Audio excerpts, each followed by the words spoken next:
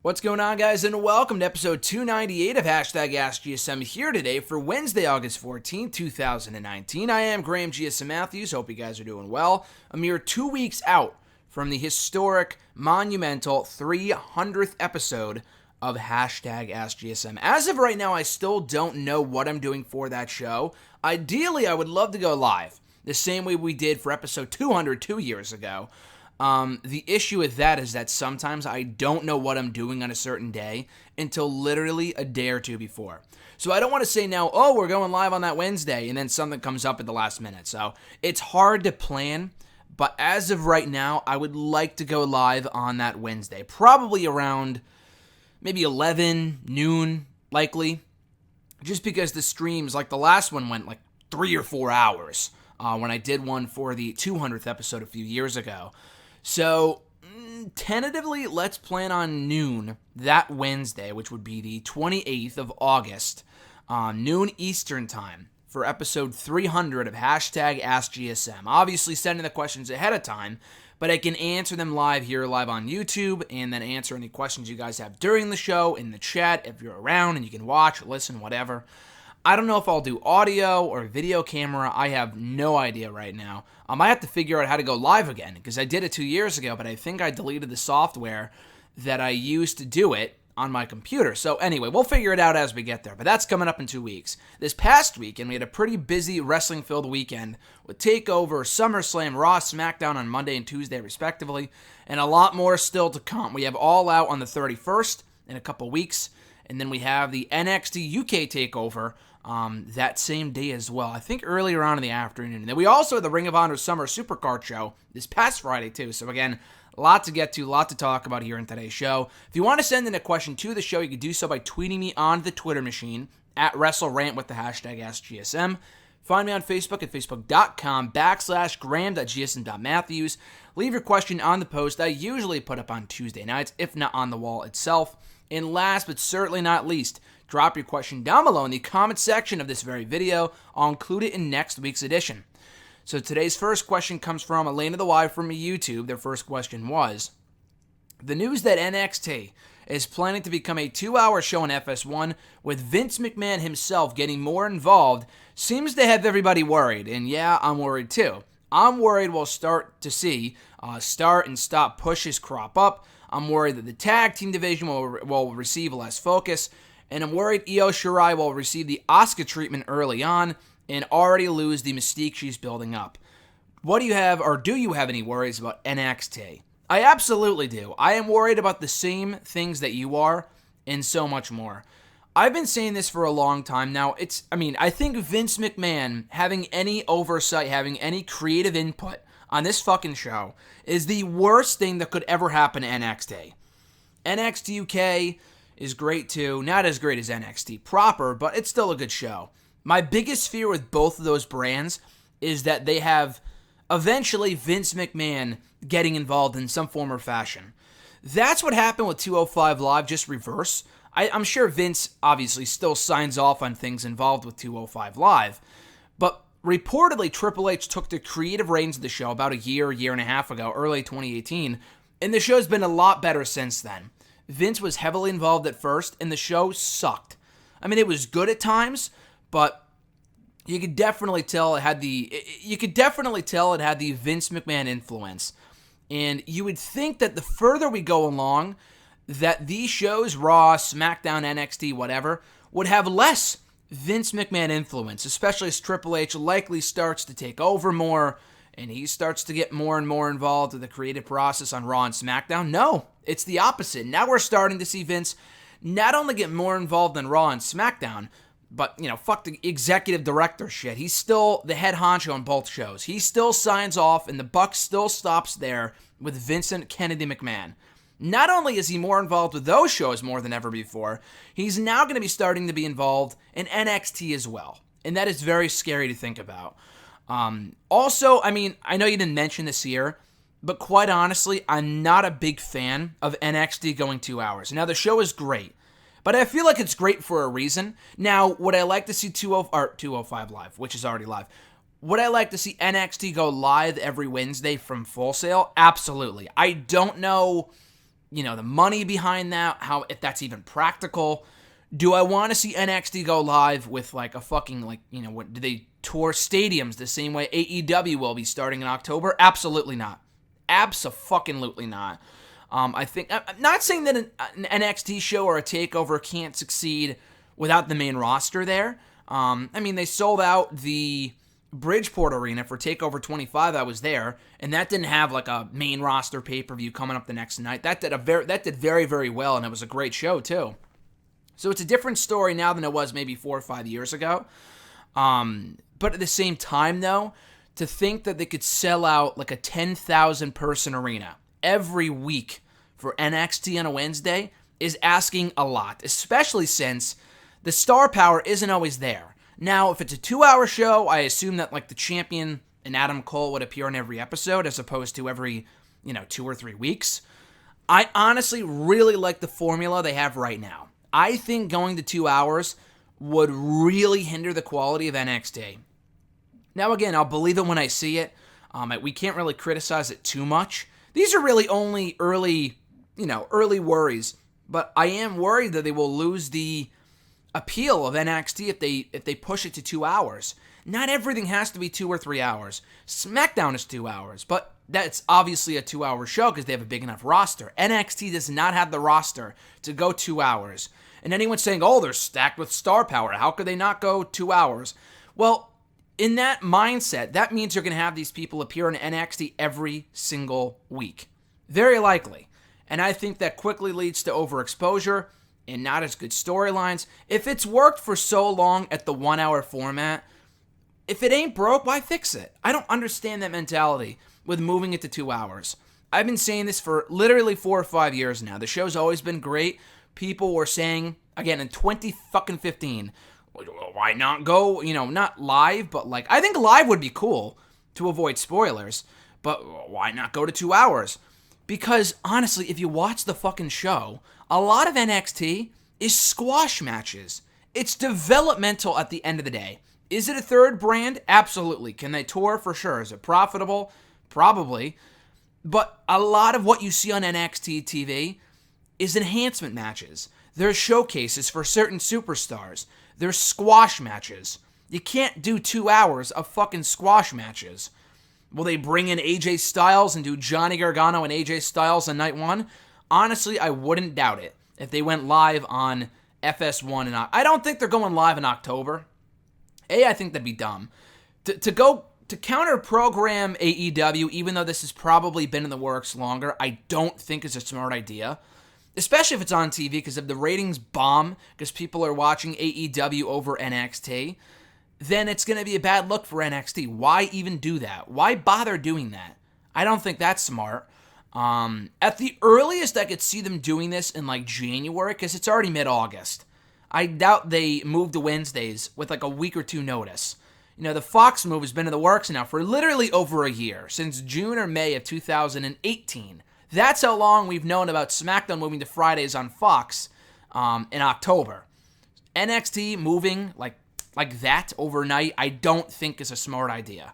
Because you need to give people enough time to get used to the fact, okay, it's going to be live on Wednesdays, or it's going to be 2 hours now on a different show, different network, not the WWE network, whatever.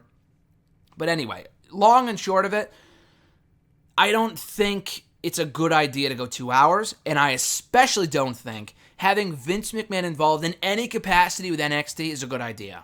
I think that is maybe not the death of NXT, as a lot of people are saying, but you will immediately start to see a watered-down effect on that show. It's really amazing that NXT TV, the takeovers, everything else involved with, related to NXT, has been so great now for so long. It's not like, 2014, 2015 were the glory years of NXT. No, it's still great now. It was great in 2016, 2017, 2018, now in 2019 too. And of course, some years are better than others, but by and large, NXT TV has been awesome for the better part of the last 5 or 6 years. Why mess with that? With the formula that may not work? Again, the live thing I could get behind if it's practical. I don't know if they can do that every Wednesday at Full Sail. I think there's other stuff going on. Otherwise, I feel like they would have done that by now. I don't think touring in front of bigger stadiums like what the main roster is a good idea at all. That's what they did with the original NXT. and the show fucking sucked. I mean, the creative was awful anyway, but people didn't give two shits about them because they didn't know who they were, because they weren't John Cena or Batista or Randy Orton, so they didn't give two shits. They didn't give a fuck about Daniel Bryan. They didn't give a fuck about Alex Riley. They didn't give a fuck about Loki. The show sucked. And if you were to do that now, because I mean the takeovers are different because the people that go to those shows are paying tickets to see NXT. I don't think they would tape NXT like before Raw or before SmackDown and then air it on Wednesdays. That'd be fucking stupid. First of all, that'd be a long TV television taping with Raw or SmackDown. That's like 5 hours out of your life right there. I don't think they would do that. But like someone like a Damian Priest could come out. Maybe not the greatest example, but like, Dominic Dijakovic, who I think has potential. Maybe Priest too. I think Priest has a lot of potential. But they'd come out because they're not, Adam Cole or Johnny Gargano, who the main roster fans may know. They're not going to give a fuck about those people. So again, I really hope that doesn't happen. I think that's the worst case scenario, that they start touring with the main roster. I think that'd be insanely stupid. Keep them at Full Sail. Have them go live. The 2 hours, I'm not sold on. Anything involved with Vincent Kennedy McMahon is an immediate thumbs down. I don't think that'll end up well. I really don't. Elena's second question here. All things considered, SummerSlam was a good show. Aside from Orton and Kingston being another disappointing match in the list of disappointing Orton matches, everything ranged from decent to actually really great. And I know it's all subjective, but Rollins and Brock as the main event was the best match on the show, which is surprisingly rare for a Big Four pay-per-view nowadays. How many big WWE pay-per-views can you name where the main event was the best match? God, I can't think of any. I really can't. SummerSlam a couple of years ago, 2 years ago, I didn't go to that show. Thank God, because it sucked. SummerSlam 2017 was a terrible show. I think the main event of that show, also involving Brock, and that had also in it Roman, Joe, and Strowman in a fatal four-way. If I'm not mistaken, I feel like that was the best match on that show. Again, I could be wrong, but I'm pretty sure it was. And that was the main event. But beyond that, again, that was 2 years ago for SummerSlam of all things. But yeah, no, it's very rare. The last couple of shows, it's been very like big pay-per-views. It's usually an undercard match stealing the show. I guess you could say that with the Royal Rumble, the men's Rumble was the best match on the show. I wouldn't think so. I didn't think the Rumble was that great this year. I thought the women's Rumble was honestly better than the men's. But nevertheless, I honestly really like Seth Rollins and Brock Lesnar on Sunday. I thought it was a great match. I also agree. I thought it was the best match in the entire show. Some people were saying Trish and Charlotte. Some people were saying, the Fiend and Balor wasn't really a match. It was the greatest moment on the entire show. But the best match in the show had to have been Rollins and Brock. If you want to say Charlotte and Trish, I think that's fine, because I thought that was a great match too. They really delivered with that one. But personally, I thought the main event was the best. You could shit on Brock Lesnar for being lazy, and he is. You could shit on Rollins for being unlikable nowadays, and he is. But they went out there and fucking killed it. That was the match I've been waiting for from these two for a long time now. That was the match we should have gotten from them at Battleground 2015. That was the match we should have gotten from them at WrestleMania 35. We finally got it at SummerSlam. Now let's please move on. Let's end it on a good note, just leave well enough alone and move on from this feud while we still can. No, I really like the match a lot. And it's very rare that we see like the best match on a Big Four pay-per-view go on last. Usually it's something in the mid-card or the AJ Styles or whoever else. WrestleMania, what was the main event this year? The women's match? That was absolutely not the best match on the card. Survivor Series last year was, I think, Bryan and Lesnar, I think, main evented that show, and that was the best match on that show. So it might be more common than you think, but I do agree. It seems like more often than not, the main event should be the best match on the show. It's the main event for a reason. But it's just not the case. And I think a big part of that is because the shows are so fucking long. They're like 4, 5, 6 hours, including the kickoff. 7 hours for WrestleMania if you include the kickoff. There's just so many matches, it's tough for the main event to be the best, especially when the crowd is drained. Which is especially why I was impressed on Sunday with Rollins and Brock, that they were able to capture that crowd's attention and get them hot for that entire match, start to finish. That's really impressive.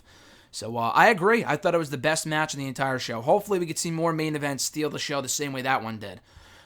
Their next question, I have a lot to say about Natalya and Sasha Banks, but for now, I just want to discuss how commentary for Sasha Banks' heel turn was not good. I thought you said Adam Cole for a second. Thank God, not the case. But from Michael Cole's, "Oh my, could it be? It is. It's boss time." Quadfectra, I think. Or you wrote Frectra. Is it Quadfectra? I don't know. To Corey Graves doing the Bobby Heenan, and if Heenan never shut up when Hulk Hogan joined the NWO, nobody bothered to let the narrative breathe. When was the last time the commentators just shut up during a big moment, and why doesn't it happen more often? Well, I'll tell you, during one moment where they were quiet and pleasantly surprised I was to find that out, during the Fiend debut at SummerSlam. I mean, they cut the video short, but during Bray Wyatt's entrance at SummerSlam as the Fiend, WWE initially posted their video at like 3 minutes long, and then they cut it short for some reason. But during the full video, even if you go back and watch it on the network, no commentary for like the first 3 minutes of the entire, until like when his music hit, until his music was over, you could not hear a soul on commentary say a word. And I thought that was awesome. I was very happy they did that. They just let the fucking character speak for itself. Let the music do its thing. The entrance, the mannerisms, everything about it was pure perfection. I thought it was awesome. So I think they could benefit from doing more of that. Because like you said, the commentators would not shut the fuck up during that Sasha Banks return, which honestly I'll talk more about in a little bit. I thought it came off very well. The crowd went nuts. Sasha Banks came off great. Natalya is fucking unlikable as shit, but, you know, she played her role well as well, for what it was worth. Becky Lynch was very good. But the commentators, just shut the fuck up. I thought Corey Graves was funny, to be honest with you. Someone asked me that on Twitter. They said, hey, was Corey Graves, was it only me, or was he incredibly annoying? Yeah, he was kind of annoying, but maybe it's just because I thought what he was saying about Sasha was so accurate that I just found it hilarious. When he was like, go back to posting cryptic messages or cryptic pictures on Instagram, which is so accurate because she does that all the time and it pisses me off. It's so annoying. I was so happy he said that. I thought that was so funny. I died. But anyway, the rest of the moment, yeah, he could have shut the fuck up. And Michael Cole also could have shut the fuck up. But yeah, I thought the moment itself was great, but commentary absolutely watered it down. Not the first time that's happened, not the last time that's happened, or will happen, whatever. It's going to happen much more, I'm sure, in the future. But yeah, I thought that was a prime example of when you just let the narrative fucking breathe. Just let them do their thing. Just let the action do its thing, and just don't say anything at all. That's all you got to say. Just like let whatever's happening do its thing, and the audience will know what's going on. There was a case on Sunday where like Michael Cole was like, "Yep, that's it." Like something we already knew. Like they do that sometimes with Rollins and Lynch, where they're like, "Yep, they're a couple." Like, okay, no shit, we know they're a couple. If they're fucking making out backstage, then we can tell that they're together. No shit. Like you don't have to tell us that they're together. I think we can all fill in the blanks for ourselves, you know. But yeah, they could absolutely learn from and benefit from doing more of that because they just ruin moments by doing that, oh, it's boss time nonsense. Like, shut the fuck up. Like, I just want to mute my television at that point. Frank N. from Facebook, whose show I was on earlier this week, or last week, whatever. Be sure to check it out, the Frank Mills Show. We talked all things SummerSlam, WWE, NXT. Always a great time with Frank. Check out his show on all streaming platforms. His first question was, what does WWE see in Seth Rollins? Mike's skills are subpar, talented, but not even in the top 10 in WWE right now, in my opinion. I like Rollins. If you have a different opinion of Rollins, that's fine. I think he is great. I do agree that he's been unlikable lately. I don't know if I would say that he's not in the top 10 currently. I think that's a bit of a stretch. But again, that's just my opinion. I think in the ring, he's awesome. You are absolutely hitting the nail right on the head here with the mic skills thing. They've never been great. You go back to his Ring of Honor days, not great. NXT, not good. Shield days, he didn't really do most of the talking. When he went heel after the Shield, that was when I really thought he shined. But even then, sometimes his promos were fucking repetitive as shit. And now they're even worse because the material he's given to work with, even if he's ad-libbing, then more of the blame goes to him, obviously, but we'll never know. I think the blame goes both ways because some people could take scripted material and make it work. Rollins, I don't feel like he can do that, especially as a babyface. I think he's much better as a heel, but it's not like, oh, turn him heel. they just turned AJ Styles. They need faces on Raw right now. They have currently, if you don't turn Rollins, they have Rollins, who I think is obviously the number one face on the show. So I would keep him in that role for a while until someone else turns into a babyface, whether it be like a Bobby Lashley or Samoa Joe, whatever, to replace him in that spot. And I'll talk more about Joe potentially turning face later. But you have Rollins, you have Braun Strowman, who wasn't even on TV up until like this past Monday. Ricochet, who still has a ways to go. Rey Mysterio, who doesn't really mean much these days. They need Rollins in that role, so they can't turn him like tomorrow. I know that's not your question, but I saw a lot of people saying that, like, he's so much better as a bad guy. Why not just turn him heel? Listen, in a perfect world, I would love to turn him heel right now, because I feel like he's going in that direction anyway, and he would just fucking, he would jump at the opportunity to go back to being a heel, I'm sure. I'm sure he doesn't, I'm sure he enjoys being a babyface, but I think it's way more apparent that he likes being a heel more. Now, that being said, in the ring, I think he is top 10. Mike's skills aren't that great, but I think he is a star, but he needs that extra, like, oomph to get to that next level in WWE. It was seen on I think it was the Seth Rollins Chronicle, actually, that aired on the network after TakeOver on Saturday. We saw Seth talking backstage a Raw reunion with Stone Cold Steve Austin, and he's like, listen, just do X, Y, and Z, and you'll get from here to that next level, And they never said what he was talking about. We didn't catch the full conversation, so I'm not exactly sure what he was referring to, whether it's like a charisma thing, a mic skill thing. I don't know what Stone Cold said to Seth Rollins. But still, I completely agree. Whatever it is, whether it's a promo thing, and I think it was you, Frank, who had said that, just get this guy fucking working with the best, whether it be The Rock, Stone Cold, whatever. Again, and that was a different time because they weren't as scripted, not nearly as scripted and manufactured as they are now. But still, I think when it comes to his promo ability, even if it is scripted, there's still ways to cut a good promo. And he's just not a great promo. So that's something he can absolutely work on, and I think he would I think he'd be a lot better off. But I do think Rollins is one of their best right now because he has the look. He can absolutely go in the ring. He definitely can. He connects with the crowd like few people can. It's just the mic skill thing, I think, is his glaring weakness as a top guy. Frank's second question.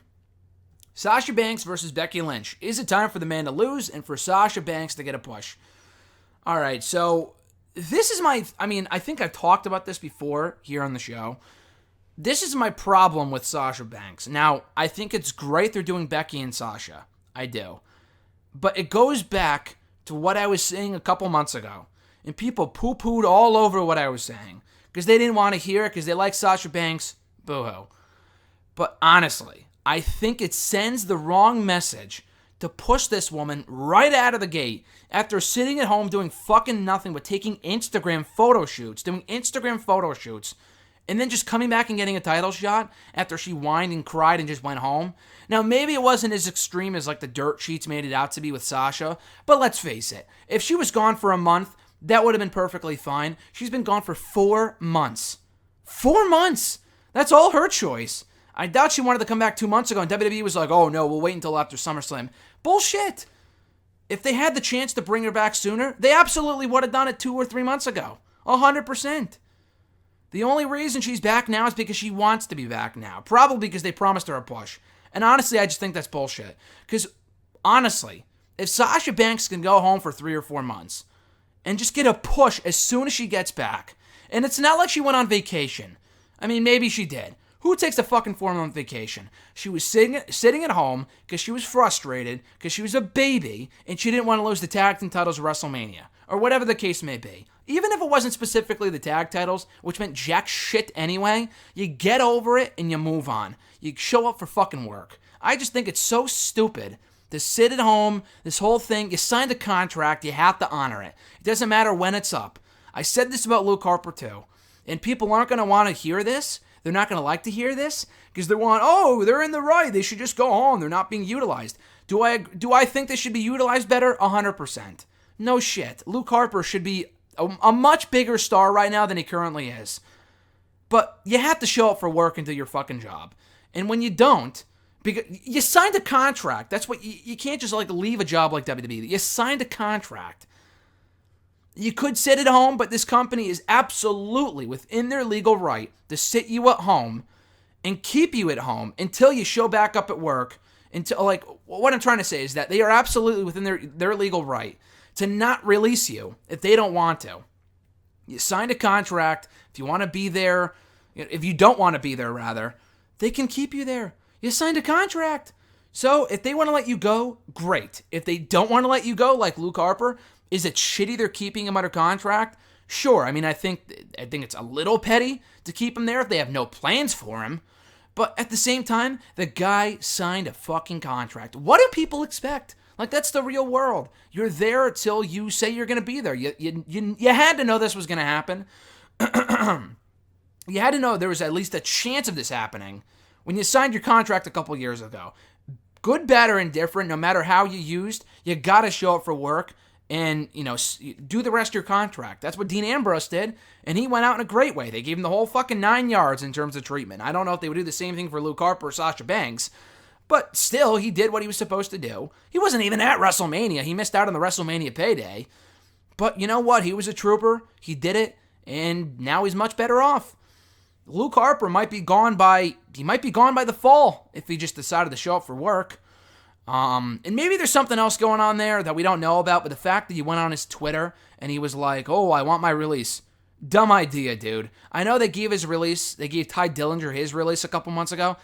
I mean, Luke Harper is, I think, a little bigger of a star, a bit bigger of a star than Ty Dillinger, but still, it's not like it's CM Punk or Seth Rollins or, whatever. It's not like he's a top star. And honestly, again, I'm the biggest Punk fan in the world. He did the exact same thing. The guy was a baby. He went home. I mean, I know he was hurt and shit, but, listen, you sign a contract. I think, maybe I'm just a traditionalist, maybe I'm not being sympathetic, I don't know. But I think you should be there until your contract runs out. I don't know how with the CM Punk situation, they didn't extend his contract. He didn't show up for the last 6 months of his contract. I thought they would have pushed it a little further. Maybe they knew it wouldn't be resolved. Maybe they just didn't give a fuck about bringing him back. I don't know. And there also wasn't another company for him to go to at that point, like an AEW. It's a different story now. There's so many alternatives to WWE that people can leave and go elsewhere. Look at Ty Dillinger and Dean Ambrose, So anyway, I'm way off topic here, but what I'm trying to get at here is with Sasha Banks, I don't agree with putting her in the title picture from day one. They did, and that's fine. But again, what's stopping any other woman or male on the roster from just going home and doing the same thing and saying, I don't want to come back until I get a push? Quite honestly, if they were going to break up Bayley and Banks anyway, we probably would have gotten this fucking program 3 months ago instead of Lacey Evans. We probably would have gotten this at SummerSlam if she didn't go home and didn't whine about it like a baby. We would have gotten this match already. So, again, and I would honestly be okay with Sasha taking the title from Becky at that point. This point, I'm not comfortable with that because I think it sends the wrong message. I really do. I want her to be utilized better. I think Sasha Banks is great. I really do. At the same time, though, I think it sends the wrong message. And people will just either not care about that or whatever, or just completely disregard it because, God forbid if it was anyone else, God forbid if Brock Lesnar said, I'm going to leave, I'm going to quit, held him up for more money or whatever, and then came back and got the championship, which is kind of what happened because he threatened to go to UFC, but I think he was using that more as leverage than anything. People would be fucking screaming up the wahoo about this shit, about Brock Lesnar. Oh, he's such a selfish son of a bitch. Why doesn't he show up for work? I mean, he's a part-timer anyway, but if he got, if he was trying to leave, if he quit, but he re-signed and then they gave him the title, blah, blah, blah. I think that's a little different. Brock, I don't think, has ever sat at home and said, I'm not showing up for this date. I mean, maybe I'm wrong. As far as we know, that's never happened. And again, he's a part-timer, so it's a little different. But again, if something like that happened with Brock, where he was like, I'm not going to show up for this pay-per-view, or he no-showed or whatever, God forbid, could you imagine the reaction online if Brock had done that? And you're going to say, he doesn't have any reason to complain. Well, yeah, maybe not, but still, a contract's a contract. CM Punk had no reason to complain. The guy was a top star. He was going to face fucking Triple H at WrestleMania, and he left anyway because he was hurt or whatever, blah, blah, blah. Brock Lesnar would never hear the end of it from people. I mean, he doesn't give a shit, but like, I would never hear the end of it from people if Brock did something like that where he was like, oh, I'm going to go home and I don't want to do this show, blah, blah, blah. I want to win the championship, blah, blah, blah. And then they give him the title. Holy shit, could you imagine the reaction? And rightfully so, because that's shitty. But then again, if it, let's not do double standards here. Just because it's the right creative direction to go in with Sasha and Becky, let's not pretend that she didn't sit at home for 4 months because she was a baby. It wasn't a vacation. She didn't need time off. Who the fuck goes away for 4 months? She wasn't hurt. We probably would have gotten this match already 2 or 3 months ago. If not at SummerSlam. So, does Becky Lynch lose to Sasha? Probably. Do I want to see it? No. But, from a storyline standpoint, would I want to see Sasha beat Becky? Yes. Do I think she should? Just knowing everything we don't know everything, but like everything that we know about the situation, which may not be much, I'm not championship. I'm really not. Ronda Rousey's a little different. I mean, you could say, oh, she went home and back and have her win the title, all this other shit. Dude, we knew from January that Ronda Rousey was taking time off after WrestleMania. She was booked. She went undefeated for a fucking year. She's not unhappy. All that bullshit about the finish of WrestleMania. Hey, even if she was a little annoyed about that, I don't blame her because it came off terribly. It was a botched finish. A similar case at all. She's going home to have a baby. She's not going home because she's upset. She's not going home because, they were doing that with Maria. She's pregnant and on TV. But like they do that all the time for all these other women, so why not Ronda Rousey? Sasha didn't get pregnant. She didn't do all this other stuff. She just went home because she wasn't happy. I went on for way too long. It's got to fucking end. People are, again, giving her excuses after excuses after excuses. I tried to write an article about it a couple months ago.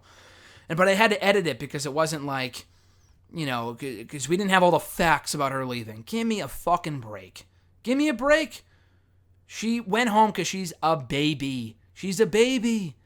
And she should have, I don't know. I really don't know. I just fucking hate how people are defending her. And again, I like Sasha Banks. I do. I'm not her biggest fan. I've never really have been. A couple of years ago, I thought she was the hottest thing going. Whatever. But I think she is a great talent. Had it not been for this situation, I'd be entirely fine with her in the title picture. As a fan, I think it's cool because Becky Lynch needs opponents. I don't think that outweighs the importance of this situation, though. Oh, Becky needs an opponent, so let's just put the title on Banks, even though she did X, Y, and Z. I'm not a fan of that. I really am. I'm not really. I'm really not. But again, that's just my opinion. If you want to disagree, that's completely fine. I expect a lot of people to disagree. But that's just my 2 cents on the Sasha Banks situation and the whole Sasha versus Becky and all this other stuff. I think it's going to be a great match. I'm glad they're doing it. But at the same time, I'm not. Okay, you're probably going to ask them, what would I do instead? I honestly don't know. I really don't. If they fucking built up anyone in the last couple months, then maybe Naomi would be a good idea. But she hasn't even been on TV. So I guess Sasha is their only option. But it's the wrong option because of outside circumstances. But again, that's just my opinion. At Reborn Again, John Ritland from the Twitter machine. Great channel, check it out. His first question was, did a good portion of SummerSlam just feel like a pumped-up Raw or SmackDown episode? Don't get me wrong, they did some good stuff, but some of the matches seemed flat to me. Not necessarily. I mean, again, I enjoyed SummerSlam. I thought it was a good show. Was it a glorified Raw or SmackDown? I don't think so. I don't think there were enough forgettable or boring matches to make it a bad show. Honestly, I thought it was one of the better shows that they've done. I don't think it'll go down as the greatest show all year, but I like the main event. And looking down, someone asked me a little later on, like, what was the best and worst of SummerSlam? Honestly, again, I don't think there was a lot of bad parts of SummerSlam at all. Even the show, went off the air early. Went off the air by 10:30. I was shocked. I was very happy to see that. And I think more pay-per-views should do that too. No, Raw and SmackDown, I mean, again, they haven't really been that great in a while. So to compare SummerSlam to Raw or SmackDown, I don't think is entirely fair.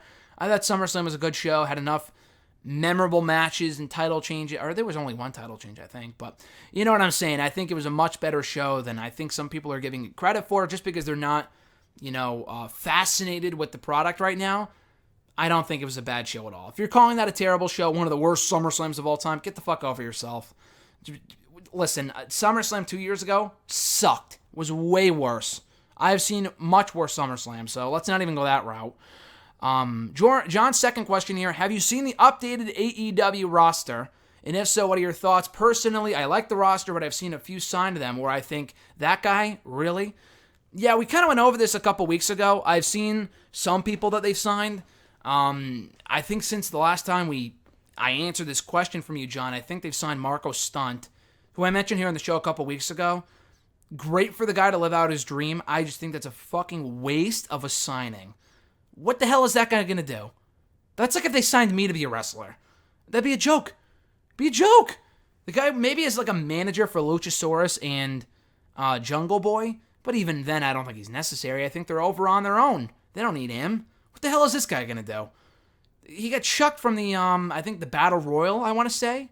Double or Nothing, I think he was there too, but he was definitely at All In last year. He got chucked from the Battle Royal. It was entertaining. It was a funny spot. But it's like if you hated James Ellsworth and you weren't a fan of them signing him, and I wasn't a big fan of that because the guy had zero upside, it's the same thing with this dude.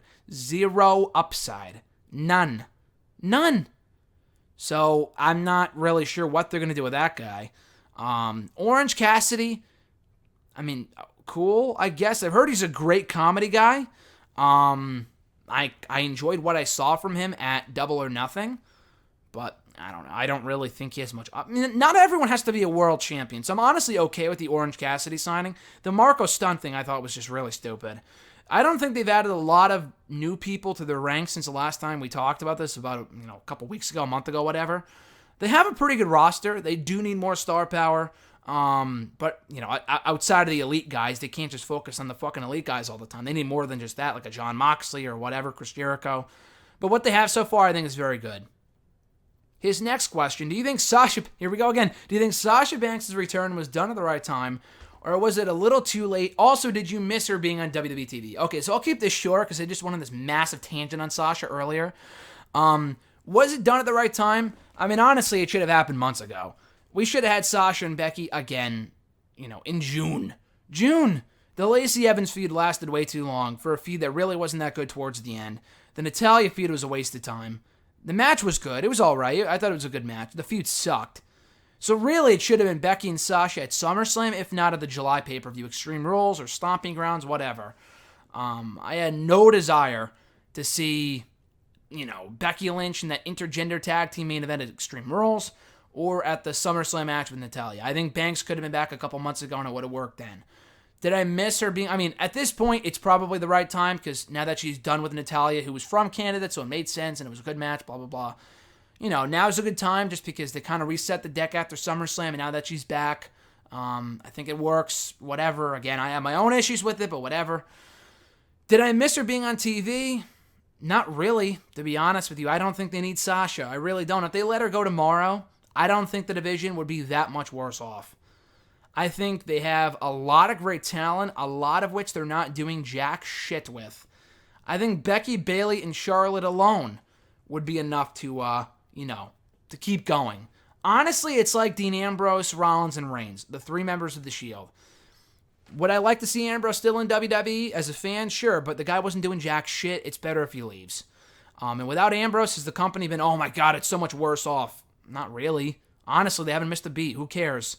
I like Ambrose, and he's a big star. It's a big loss, but it's a much bigger gain for AEW than it is a loss for, WWE.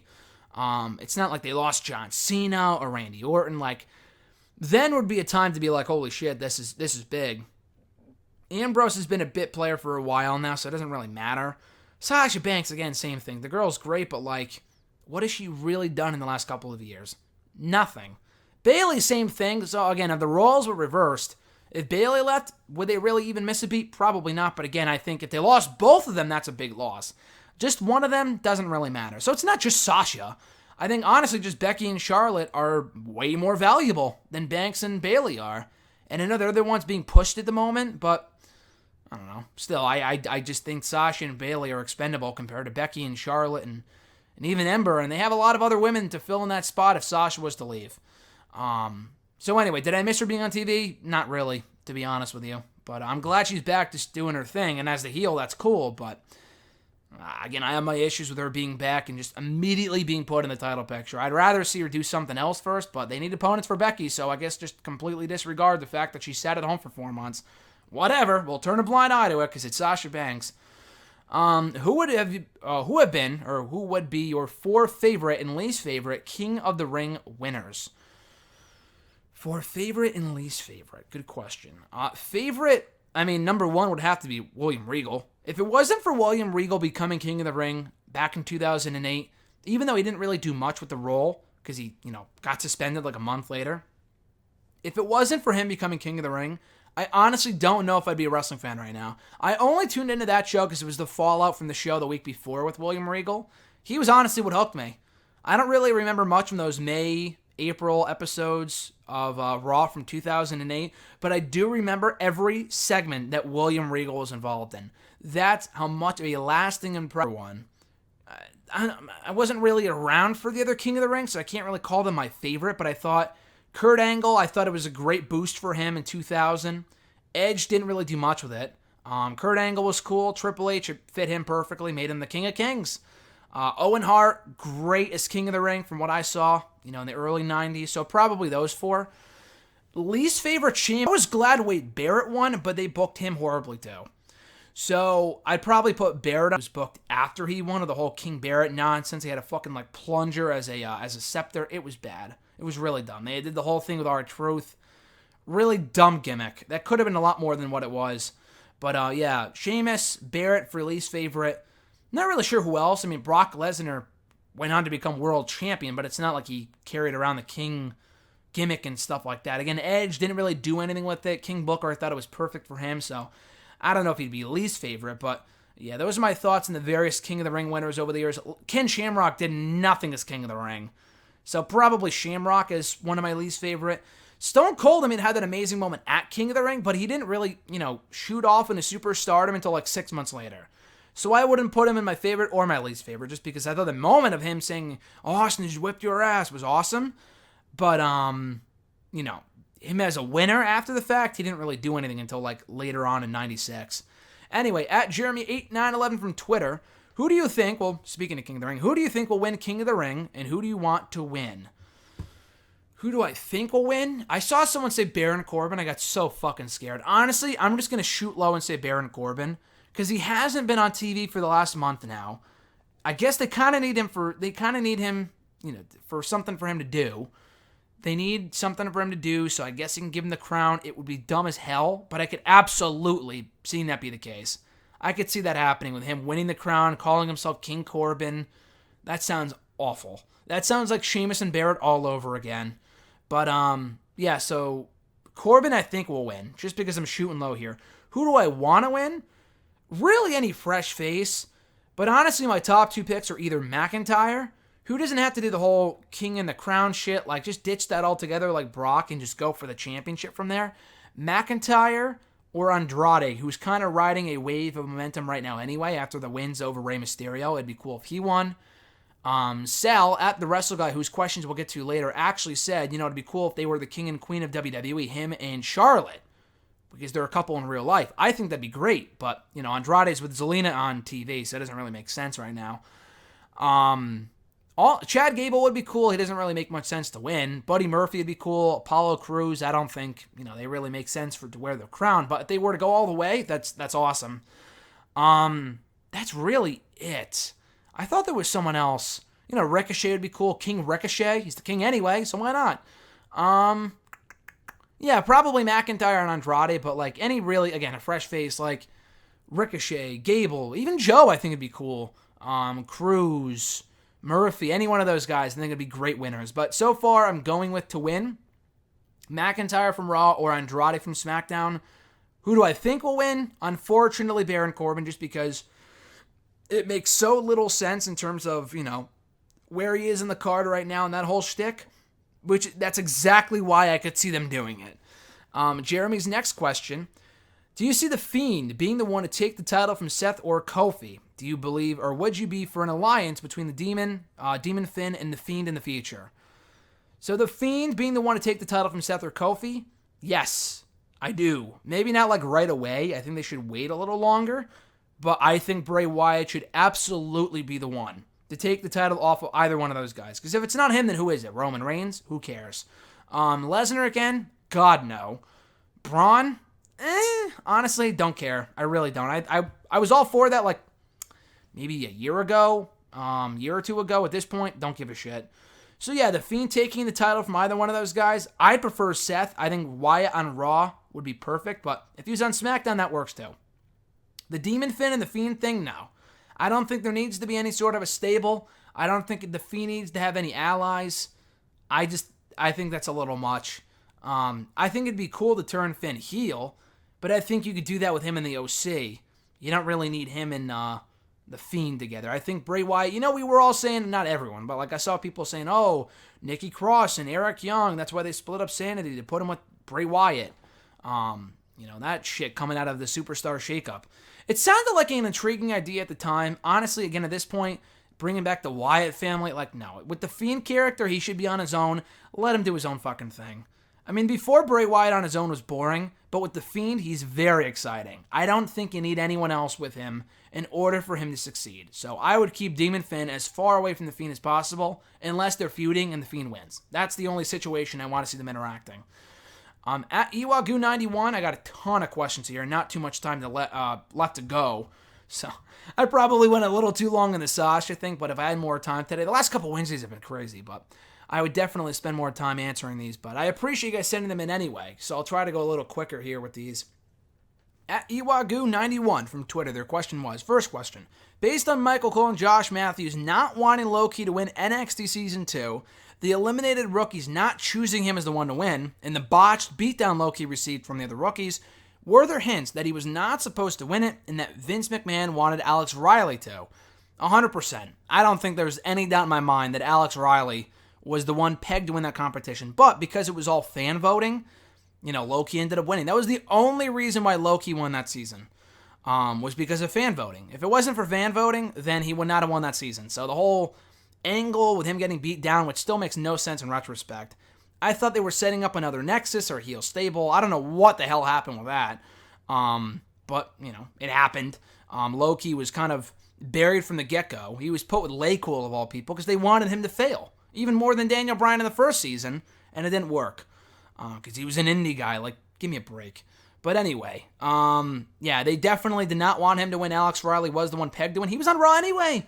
Alex Riley, out of that immediate, I guess Curtis Axel. I was going to say, Alex Riley went on to become the biggest star, but they ended up pushing him later on that year with The Miz and pushing him as a big babyface in 2011. Then he went on to do nothing, but at least Curtis Axel won the IC title a couple years later, tag title a couple years after that. Actually, no, he was tag team champion for a while in 2011 too, but anyway. Alex Riley was definitely the one that was supposed to be the bigger star of the two, but Low-Key was more popular with the fans, which is why he won. At Iwagu91's second question, considering how angry Batista was over Shawn Michaels retiring Ric Flair, going as far as to deem him selfish, despite Flair not wanting HBK to hold back in their match at WrestleMania 24, was Batista supposed to turn heel in their feud in 2008? Not as far as I know. I think they just did the feud because Batista had a storyline link to Ric Flair and being close friends and mentor or whatever for so many years, so it made sense. And they didn't really have anything for Batista at that point because he had just beat Umaga at WrestleMania 24.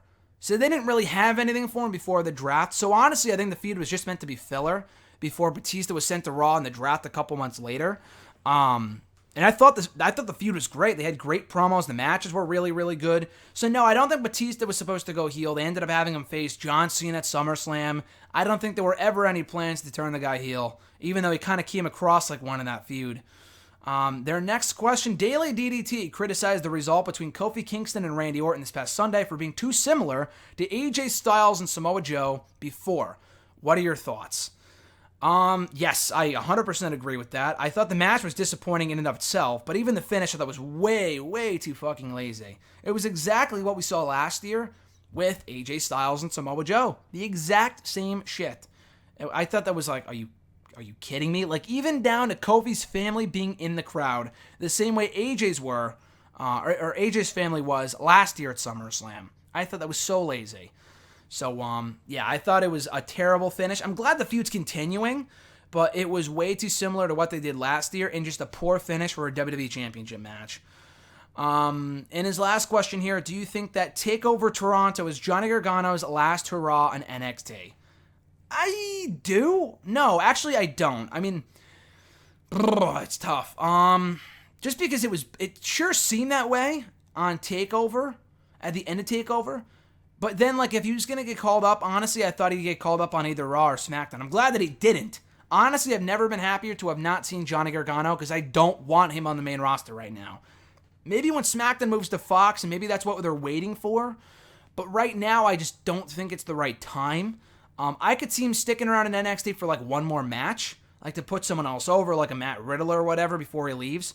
But even then, like, I don't know, I thought the loss that he had to, what's his name? To Adam Cole at TakeOver on Saturday was so perfect. It was such a great send-off for him that I would just have him, be done in NXT there. But what is he going to do? Sit on the sidelines for a couple months before he gets called up? I guess Samoa Joe did that same thing before he was called up in 2017. But I don't know. I feel like they could do more with Johnny Gargano in NXT, like have him face Matt Riddle or some other guy and put them over before he gets, called up sooner rather than later. At Hardy DX fan from Twitter, is the Fiend / Bray Wyatt currently wrestling's hottest property? That's a good question. WWE's hottest property? 100%. Not even close. Wrestling's hottest property? Honestly, it might be. I mean, nothing in Ring of Honor or Impact comes close. AEW maybe just on the whole, but I don't know. I'm more excited for The Fiend right now than I am AEW, and I'm a big AEW guy, so I don't know. I guess, I'm open to suggestions, but, like, what else is as hot as Bray Wyatt is right now? And the guy's been on fire for months. Maybe Okada in New Japan? I don't know. Like, I don't think so, not as far as I know. Maybe Moxley? But even he, I don't think has the same, even though he has a lot of buzz, I don't think he has the same buzz as The Fiend. I mean, Mox has been on the Indies now for a couple months, and he's still hot, but Bray Wyatt's been doing this Firefly Funhouse thing for like 4 months, and it's still as hot as it was when it first started. And maybe that won't be the case in a couple months, but I'm just saying. But yeah, I think he just might be, as far as I know. Ross's second question, wrestling fans have gone insane over the Fiend's theme. What are your thoughts? I think it's awesome. Definitely check out the full thing on YouTube. I heard this morning from Jamie Lee Mack. Credit to him that they put the full thing on Spotify as of this morning. Listen to the whole thing because it's a little different than what we heard at SummerSlam. They have like extra sound bites and extra quotes at the beginning and end, which I think is awesome. But yeah, it's a great theme. One of the best themes in WWE right now. One of the best entrances in WWE right now. It was so fucking cool. But yeah, I love it. I think it's a great song, and I was binging it yesterday when it first came out on YouTube, and I probably will continue to binge it for a couple days to come, if not longer. And his third question here: should we see a Queen of the Ring tournament soon, and if so, who should win it? I mean, Charlotte Flair would make the most sense, but if you wanted to put over someone new, honestly, Shayna Baszler would make the most sense. Aside from Charlotte, just because she's the Queen of Spades. I think that'd be a great way to get over a new star if they did a Queen of the Ring tournament. I do think they will do one at some point. I'm shocked they're doing a male one, not a female one, but maybe at some point, because we've never seen a Queen of the Ring tournament before in WWE. But definitely, if not Charlotte, who just makes the most sense, then 100% Shayna Baszler. I don't know who else in this company would make sense to win that tournament. That would make sense with like the gimmick of being the Queen of the Ring. But Shayna Baszler, if you want to get someone new over and just have it make sense, definitely Shayna Baszler. At noob_n_co 1991, their question was, will the feud between the Kabuki Warriors and Billy Cross and Alexa Bliss and Nikki Cross continue? Will the Kabuki Warriors become the women's tag team champions before the end of the year? I mean, they beat them pretty decisively on Raw, so honestly, I'd be surprised if the feud continued. But then again, who else do you have feud with them over the titles? They just wiped out half the division right there between the Iconics at SummerSlam and then the Kabuki Warriors on Raw. So, I mean, I think by process of elimination, unless they turn heel or something, unless, like, Asuka turns on Kairi or vice versa, which honestly wouldn't be the worst thing at this point, because at least they'd be used in some capacity aside from just a fucking tag team rarely appearing on television, then I don't know who else you have them face. Alexa Bliss and Nikki Cross face. So I think the feud will continue. I don't think Alexa Bliss and Nikki Cross versus Mandy Rose and Sonya is like that intriguing of a feud. I really don't. They're SmackDown stars anyway. I mean, it doesn't really matter about the Raw SmackDown thing because of the wild card, but it's a heel and heel feud, so I don't really think it works. I guess if they're not split up by the end of the year, the Kabuki Warriors could absolutely be champions by the end of the year. I'm not gonna eliminate any possibility of that happening quite yet. But based off how they've been booked so far, I would not be holding my breath. Not at all. I would not be holding my breath whatsoever with the Kabuki Warriors. They've dropped the ball on both women. Asuka for a little longer than Kairi, but both women since the Superstar shakeup. The tag team has been a complete waste of both women. At RJ_Marceau, Mr. Marceau's question. Thoughts on NXT's women's division and what's next for Shayna Baszler? I feel like you ask me this a lot, but I think they're in good standing. They need more women, or they need to use more women. It's been better before. I don't think this is the worst it's ever been. Listen, there was a time a couple of years ago where, and listen, if you're one of those people who does not like Shayna Baszler as champion and you're like, oh, they're only building around Shayna and no one else, then where the fuck were you 2 years ago when they only built around Asuka? Asuka was the only star in that division for like a solid year. After Bayley was called up, until honestly like early, I want to say 2018, they didn't really have that strong of a women's division. They had Asuka, the Iconics, who meant nothing. Nikki Cross, who wasn't really a strong player in the women's division. She was more of a background player in Sanity. That was about it. I mean, they had Ember Moon, who finally won the fucking title, months later. But that was really about it. They only built around Asuka, and they had to rebound from that for a while.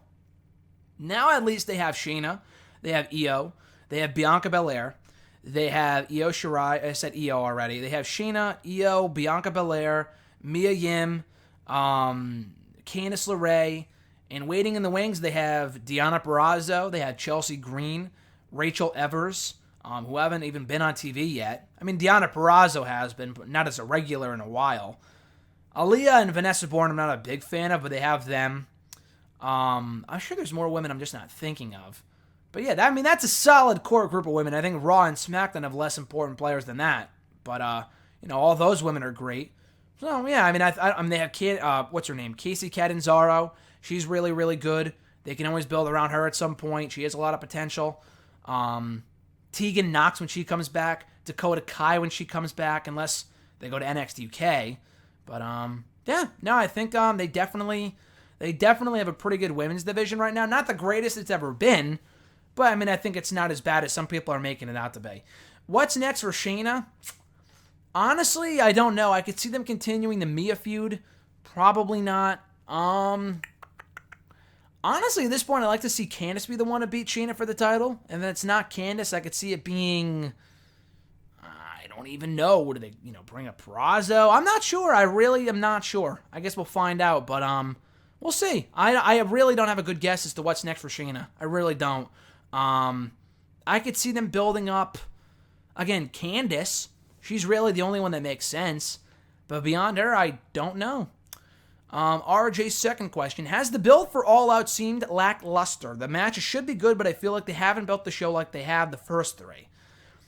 Yeah, honestly, a little bit. The build for the show so far on Being Elite has not been, honestly, I keep forgetting that All Out's coming up a little later on this month in Chicago. I keep forgetting that it's happening. Maybe it's a little different for Double or Nothing because I was going to be there and I went to the show. But, I don't know, I feel like people are more, obviously they're going to be more hyped up for the first show than, the fourth show. But All Out has a pretty good card on paper. I just think the build's kind of flown under the radar so far. But honestly, that's not a great indication as to how good the show's going to be. I can't sit here and say, the build's been bad, fuck AEW, because honestly, the NXT TakeOver builds aren't always that great either. A lot of people forget that there's takeovers on certain weekends until they happen. And then the takeovers always deliver. So I don't really think the build's a great indication as to how good the show's going to be. But I am a little surprised they have not put as much emphasis on the show as they have the other shows on Being the Elite. So maybe that'll change in the next couple weeks, but so far I'm a little surprised they've kind of not put as much emphasis on it as they have the other shows preceding it. Absolutely. At the average grunt from Twitter, his first question was, SummerSlam 2004 versus SummerSlam 2019. Which show had the better storytelling, wrestling main event, theme song, and crowd? Was SummerSlam 04 the theme song by... God, who it's by, but I think... Wasn't it Remedy? Because I had the song, and I think that was the theme song for that show. Not 03. I think it was 04. The Remedy song. If that's not the band name, it's definitely... I think it's the song name. Anyway, great song. I think the theme song for this year's SummerSlam was great too. I haven't seen SummerSlam 04 in years, So honestly, I don't know how good the crowd was. The main event, which was the better main event, between Benoit and Orton, and then Brock and Lesnar. Honestly, Brock and Lesnar I thought was the better match. I honestly do, and I think Orton and Benoit was very good, but I think Brock and Rollins, or did I say Brock and Orton? I meant Brock and Rollins. Brock and Rollins was the better match. Overall, which of the better show? I don't know. Honestly, SummerSlam 04, it was a good show. I think they're on the same playing field. SummerSlam 2019 was a much longer show, and I like the shorter shows. So, fucking 04 had Triple H versus Kurt Angle. So give me, Triple H versus Eugene. Sorry, not Kurt Angle. I don't even know if Kurt Angle was on that show. He might have faced I think he faced Eddie Guerrero. Yeah, I think he faced Eddie Guerrero, and they had a pretty good match too. I don't know. I think 04 might have been the better show by a slight smidge, but honestly, they're kind of on the same level. If you said 02, then obviously 02 would win. Maybe even 03. 04, I don't remember being as good of a show as other pay-per-views from that year. And even other SummerSlam installments. 2019, I thought was a good show. 04 might be a little better overall, but 19 was not a bad show either. His second question, in your opinion, was TakeOver Toronto 2 as good, better, or worse than TakeOver Toronto 1? Probably better, to be honest with you. And I thought TakeOver Toronto 1 was awesome, and at the time I thought, oh, what an amazing takeover, blah, blah, blah. But, if you look back on the card now, I think TakeOver Toronto 2 was the better card. I think that show had the better women's match between Asuka and Mickie, but I thought Io and Candice was better than Asuka and Mickie.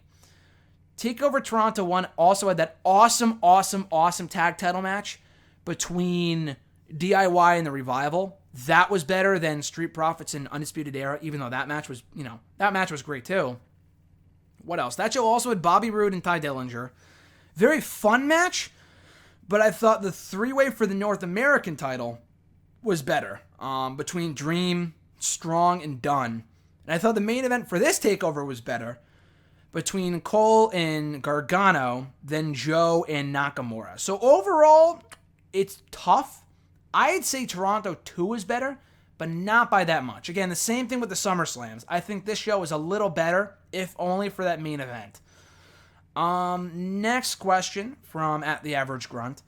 When will The Fiend become WWE Champion? Will it happen by the end of the year, or will they actually have him win the Rumble and then capture the title at WrestleMania? Surely he has to win it eventually, since he's the only legit threat to Seth Rollins at the moment, in my opinion. I already talked about this, but yes. I do think he will win the title at some point. I feel like he has to. He's a hot act right now, assuming they don't fuck him up. I think he can be a viable world champion. Do they have him win the Rumble? I don't know. The Fiend winning the Rumble just seems a little weird to me. I would just rather see him win the title like SmackDown on Fox, or like at the Rumble pay-per-view itself. And then have him face, I think Sala Monster suggested this, but Aleister Black at WrestleMania I think would be a great match.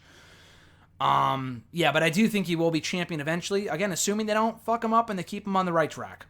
@Scarlet1, now I really got to get going. I really got to rush through these next couple questions. Their first question was, were you excited to hear Michael Cole, it's boss time again? No, absolutely not. And that's a pretty obvious question. Going back to what I was saying earlier, when I heard that, I was like, Jesus Christ. Like, I did not miss this for the last 4 months. I didn't really miss Sasha, but I definitely did not miss it's boss time. Like, Jesus fucking Christ. I think I had I thought my mind was about to explode at that point. My head was about to blow off my shoulders just because I heard it's boss time again. That's so cringeworthy. It's awful. Their next question, best and worst of SummerSlam. Best, Rollins and Lesnar, again, my opinion, best match of the night. The Fiend's match, the Fiend's entrance, whatever. Him and Balor, I thought was exactly what it needed to be. Same thing with Goldberg and Ziggler, like that, exactly what it needed to be. Really liked Trish and Charlotte Flair, and also thought AJ and Ricochet was good. Could have been better, but I thought the finish was fantastic. Worst of the show, there really wasn't that much that I thought was terrible. Kingston and Orton was definitely disappointing, so I'd put that in the worst category. The finish sucked, the match wasn't that good, just really disappointing overall. Bayley and Ember, good match, crowd could not give two shits, and I don't blame them at all because the build sucked. So that would probably be in like the worst category too. And then if we're stretching here, Alexa Bliss and Nikki Cross versus the Iconics, not a good match on the kickoff show. Didn't really mean anything. The crowd had zero incentive to cheer for either team. The only saving grace of that match was Alexa Bliss's Buzz Lightyear gear. Beyond that, the match wasn't that notable at all. Scarlett's next question here. Did you hear about Dave Meltzer's theory that Samoa Joe's face turn was only teased so that Sami Zayn would not get cheered in Canada? I think that's pretty obvious. That's why they did it. They had him go out there so he would be cheered over Sami Zayn, which, who cares? Just let him get fucking cheered. Who gives a shit? They've done this before where he got cheered as a heel in Canada. Who cares, Anyway, so yeah, I understand why they did that. It's no insider knowledge. I think if you watch the show, you could pick that one out. I think that's more of like him just speculating like the rest of us than it is really any insider knowledge. But yeah, I think they should have turned Joe face though, because he got a great reaction. And then for him to turn around and just turn on the crowd, I thought was kind of dumb. Kind of ruined any momentum he had, to be honest with you. I was not a fan of that, but yeah, I thought that was kind of stupid. At the Wrestle Guy from Twitter, we'll finish off with his 3 questions here. Do you think that upper management finally takes notice of Buddy Murphy after that star-making performance against Roman Reigns, and he finally gets a push like he deserves? Well, we'll find out next week when he's in King of the Ring. If he gets knocked out in the first round, again, I think we have our answer.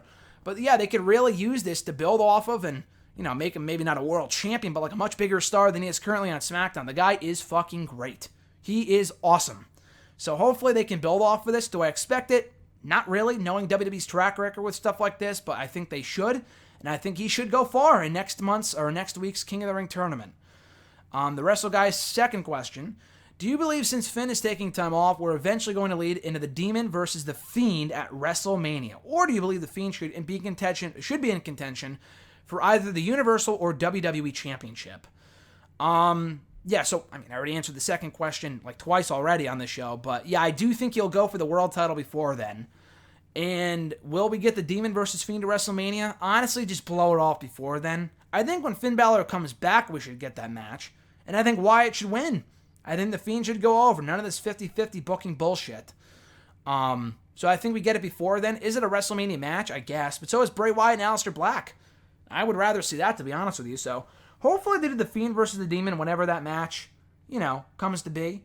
And again, for anyone saying, oh, you're taking a shit on Sasha for taking off for a couple months, but not on Finn Balor. That's because Finn Balor's absence has been planned. He didn't up and leave. Well, I don't think Sasha Banks leaving the WWE after WrestleMania was ever really planned. I think it was kind of last minute.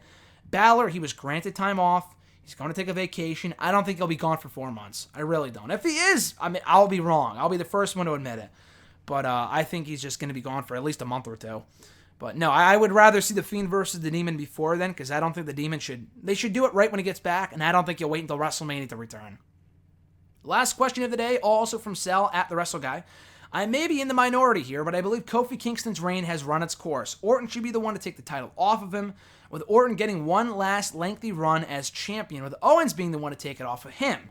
I believe that's the money match on SmackDown. How do you feel about this? Owens and Orton is a fresh match. I don't know if it's a money match, per se. I don't think that's a bad idea. But honestly, I don't think Orton should come out of this feud with Kofi on top. I just think it sends the wrong message that I think it sends the wrong message that he wasn't main event material all along. And that, he definitely was a B-plus player. Because the whole thing is that, Orton held him down for a reason, blah, blah, blah. He has to beat Orton in the end. He has to. And not only that, but I have zero desire to see Randy Orton as world champion again. His last reign in 2017 sucked, even though it lasted like a month or two, but it sucked. His reign before that, you'd have to go all the way back to 2014? Before WrestleMania 30? That reign wasn't good either. He was booked like shit then. He was in the Authority, so it was a little different. Maybe this would be different, but again, I have absolutely no desire to see Randy Orton as WWE champion again. Zero. I like Orton as a heel. I don't even mind him being in the main event scene, to be honest with you. I don't think he should be Kofi for the title. I'd rather hold off on the Fiend winning it or someone like that. But, Owens becoming champion at some point would be cool. Orton, a lengthy run with Orton as champion sounds like the fucking cure for insomnia. And I like the guy. But him as world champion, at least in recent years, heel or face, whatever, is just not a good combination. Keep him out. Keep the title off of him. You can keep him in the title mix. Don't put the championship on him, though. And that's going to do it, guys, for #AskGSM here today for episode 298. Thank you guys for sending in the questions as always. Super appreciate it. Be sure to tweet in your questions at WrestleRant with the hashtag AskGSM. Find me on Facebook at facebook.com/Graham.gsm.Matthews. Leave a question on the post I usually put up on Tuesday nights, if not on the wall itself. And also leave your question down below in the comment section of this very video. I'll include it in next week's edition. So with all that being said, guys, thank you as always for checking in and tuning into this episode of hashtag AskGSM, episode 299 next week, and then episode 300 in 2 weeks. Again, if we'll go live remains to be seen. I won't schedule anything just yet, but I am leaning on it being live that Wednesday around like noon or so. So just a heads up for you guys. But anyway, thanks as always for checking out the show. Have a great rest of your week. I'm Graham GSM Matthews, and I'll catch your ass down the road.